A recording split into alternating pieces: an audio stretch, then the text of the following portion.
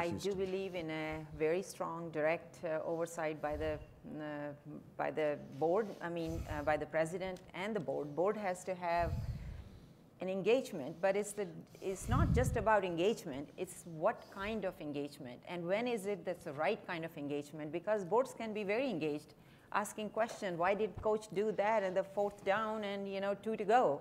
Well, that's the kind of engagement, but that's not the right kind of engagement. The engagement where board does assume the responsibility that they do have fiduciary responsibility. So at the University of Houston, we have a statement of board engagement and responsibility that is signed by board members, and board chairs is a little bit lengthier. And that talks about that what are the responsibilities of the board in terms of athletics. When it comes to the presidents, I think it's a no-brainer. You will not leave responsibility of your students, because student athletes are first and foremost your students. And I won't leave that to history department and say, well, I don't know anything about it, or what happens if there is the responsibility of the chair or the dean or the vice president.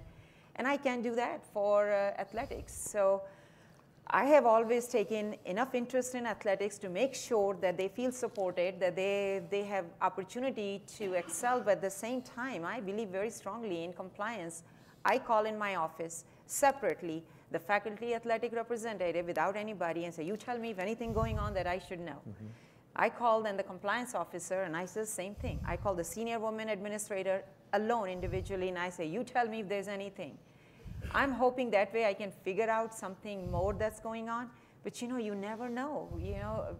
People say, and Scott, you might agree with that, people say that presidents are brought down by docs and jocks.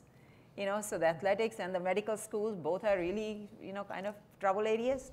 So you have to keep an extra eye on that. So I do believe in a very strong alignment and taking responsibility.